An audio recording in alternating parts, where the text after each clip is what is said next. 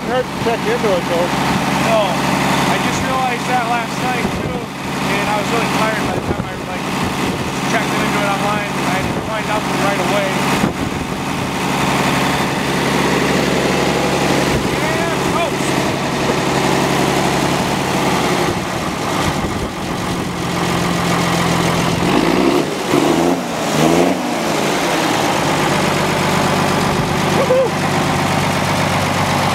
Good old starting fluid, my best friend.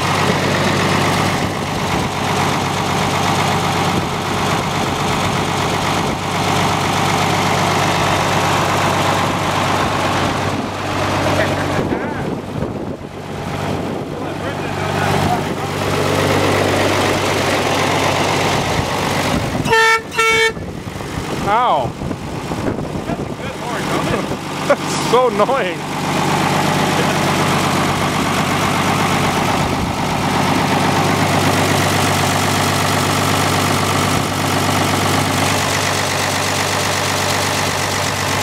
Took a little patience. Gotta make sure I got everything tight.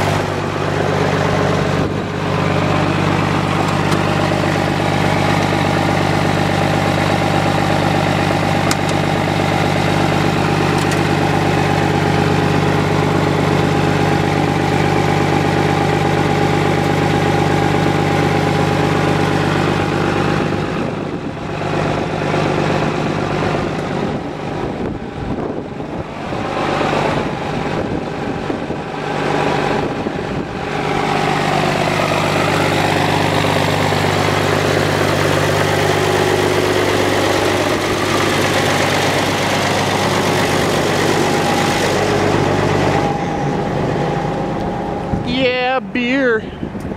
Drinking beer. Malt liquor. And a deuce and a half.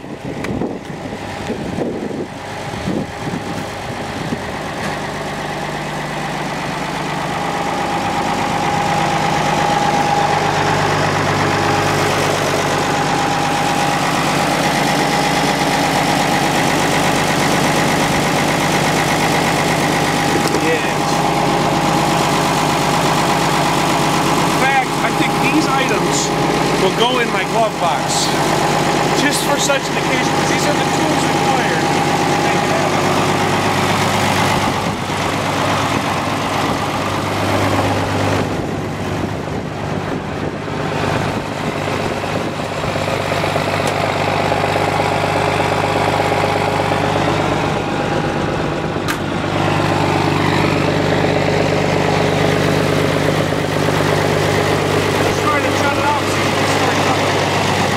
I think she will now.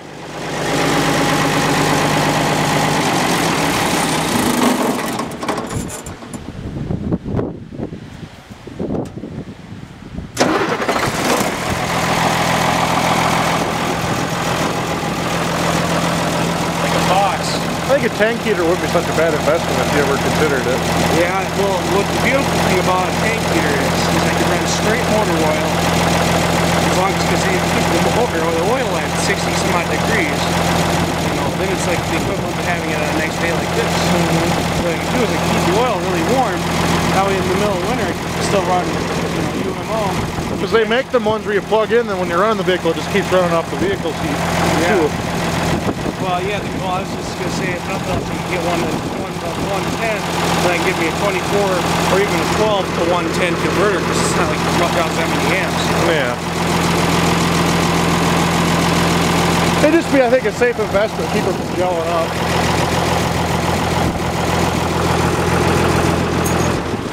Well, you're making a video, right? Yep. So I got a question for your audience. You're getting a lot of that. The first video got a lot of views, but not much info yet. But well, okay. So here's the deal. I don't know if you can see it, but this here goes up to the same. It goes up to an air fitting actually. And it goes up to another. Like there's only two wires. It's an air fitting that goes, I believe, to the 4x4 thing here, but it's up there. I don't know if it goes to this for sure, but it goes to air. And then the second one goes up under the dash, and here's the other wire goes up under the dash. And here's the second one. Now the guy I bought it from says you just got to hook the heater up, this heater up, to this here, and it'll work. Because he doesn't have a switch. He said that's all it was for. But I don't got a switch, so I just tried hooking them up, and it doesn't work. It doesn't turn on as like here. Let's see, because I'm not doing a very good job plugging it in. But you plug it in, it does not turn on, even when even when that's on. You plug this in. Even okay, yeah, no. It didn't turn it on. And I don't know if you think this is defective or you think that's defective. Where should I go with that? So if anybody knows, that would be like an air actuated fan or what? I don't know. We got air pressure. I mean, we're at 120 psi. I mean, even if I started, still nothing. It's definitely warm, but it doesn't blow no fan. I mean, and not saying it's cold in this cab, but it gets rather chilly. We're on up here in Minnesota. It's 28 degrees out already. There's not no right insulation whatsoever. Not right now, obviously. I'm in my t-shirt, but it was very cool the other night here. And yeah, Are you still been driving this to work? Yeah. Well, that's why I was so curious to if it was my oil that caused it to stall out, or if I just ran out of fuel. Because I only put 4 gallons in, but I didn't know where that left me. I put 12 more in out of there today. Well, what I was reading online, they should get up to 13 on the highway. Well, I think that's on diesel, but I think it's like between 8 to 13 is what I hear on the highway. It's rated for 5 off-road on diesel, which is not bad considering you're really working it, you know. Considering you can get that out of a 454 gas motor. Well, yeah, 13 is more than what George got out of his 90s half-ton Chevys. So, I mean... So this is right in our alley of fuel economy that we're used to. Mm-hmm. Precisely. I don't know, that's why, I mean, my green truck, where the hell is it? Right here, behind you. I mean, God bless that truck. I love that truck. That's like my favorite vehicle I own in a sense. But it gets like 12 to 14 is the, average I get out of that. Well, if I get only 2 miles a gallon less with this, and I can run this and other things other than, expensive ass fuel. Stuff that you can get for free from your friends or whatever. Which reminds me, I gotta start getting containers so I can start saving some from work. Yeah, I think you should get a Deuce. I'd like to. It's in the workings. It's just a matter of when I have money. Yeah. Probably tax season. The one that George found online would be a great buy. There's one online right now for $3,200. It still has all 10 tires.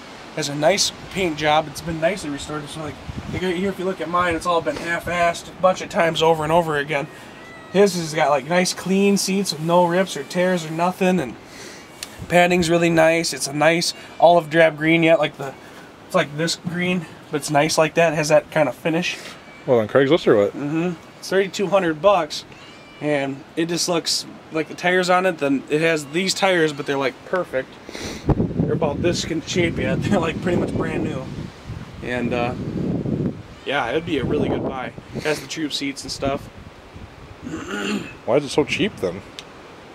I don't know. Well, there was a period of time when there was a bunch of them for that price. But this one here just seems a little too nice to be that price, but I don't doubt it. I guess if somebody's just, well, it's not every day someone wants to buy a Deuce, so I guess if he wants to get rid of it faster. He had a ton of information, and he said this Vietnam vet needs a new home, so... I suppose if you don't want to keep it anymore and you want to move it fast, I guess you can't charge a whole lot for it. I have to say it takes up a bit of space in the yard. Yeah. It does. It's not... No, it doesn't take up as much space as a long box Chevy pickup or something. Maybe extended cab. It's like out to here. It's like this much extra space, which isn't that much, but it, like, okay, for example, Brenda's Avalanche is parked really close to that light, right? Mm-hmm. This is parked right in front of this light. So when I drive up in the middle of the night with my cars between these two, the fucking lights don't turn on and I gotta walk into the house in the dark. Well, it's a safe space. You have to start parking the Aveo or something in the back of here. Yeah.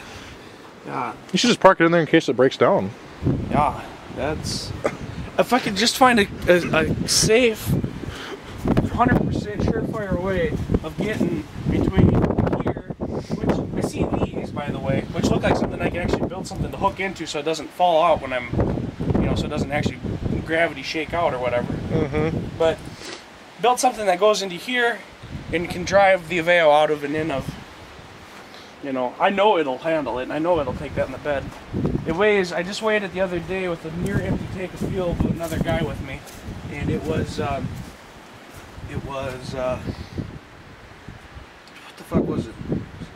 13,000, no, it was 12,000, like 900 or 800 or something like that. So it would weigh, you know, with a full tank of fuel, even without him in here, because there's a lot of weight in that, it would weigh a little over 13,000 pounds the way it sets, without the duals or nothing. So, so definitely, definitely capable for weight-wise. I think you could put a bit in the bed and be pretty good. Yeah, maybe tax season I can afford to purchase me one. You would love to have one, Logan. I know I would. You just don't know how much you would love to have one yet. That's nice. There's wood in between there for cushioning. Yeah. I'm just kind of giving it a It's nice they got springs on there too for when it bounces around on the front kind of there. Yeah. I think it's actually, I like this thing. It's pretty nice. It's impressive how rotten that is though, considering how thick it is. Yeah. Whoever did this last didn't really do the best job on that. I'm not worried about it falling apart or anything, but... You know, it's really thick, but... I don't know. I think I'll probably at some point give me another one, honestly. You couldn't go wrong. I mean, just kind of the way fuel prices are and the availability of other shit, like fast food restaurants ain't going out, Burger King ain't going out of business no time soon, and they got tons of oil that they're willing to let me have. I mean, granted, you know, used vegetable oil is one of the more difficult things to run in the Deuce. It's one of the most complicated things to run in any diesel, but it is still doable, and if they're gonna give it to me, fuck it. Point is, if I had another Deuce, maybe I could get a tanker Deuce. Well, if I had another Deuce, I wouldn't feel so bad, you know, experimenting more with this one. I want to get a nicer one than this, maybe. I don't know. Otherwise, if the other one's shittier, then I'll, you know, whatever one. But if I had a second Deuce, I'd feel good experimenting. I'd like to bob one, maybe. You know, I mean, I know they can't go up as steep of inclines and stuff if they're bobbed. They can't grab quite as much pulling power if they're bobbed. But they're a little more maneuverable and stuff, and it'd also be kind of nice to experiment with it that way, you know. Put another axle behind here and... You know, you should show everybody. It's really, I could believe it not being that hard. In fact, this was one of the M36. Because they just go straight through, you just hook another drive shaft. If this was an M36, and you had the longer frame on these, I don't see any reason why you couldn't make this have 4 axles back here. Well, there's no reason you couldn't. I mean, the only reason why I'd be a bitch on this one is because of the frame length, you know. Yeah, you'd have to extend it or do something. But the M36 comes out another couple feet. It's like out to here, maybe right in here, and that give you quite a bit more if you shuffled around under there. You can get them all under there. It would steer like a pig, but it'd be great.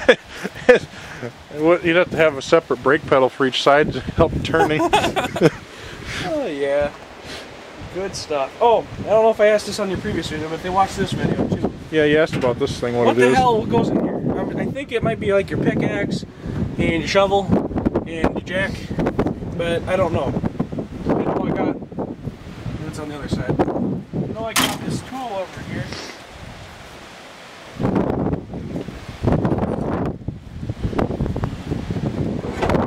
Right here. Yep. But you know, that's all I got for that. I know how it works. You got a piece of pipe, and you know, this goes on here, and this goes on those. Yeah, it'd be interesting. I'm gonna experiment by putting, you know, 4 tires in the front. the guy did here. These are the front lugs right here. They're supposed to go right there. Yep. But put the other set of tires in the front. You could actually put 6 wheels in the front. Well, pretty much all the information I guess I got. Now you got a beer to go try. I do have a beer to go try. We'll have to stay tuned for that video, I guess. Oh yeah. Definitely, everybody should own one of these in some way or form. If you can pick up one cheap enough, as long as it has a running motor and transmission, you pretty well got everything you need.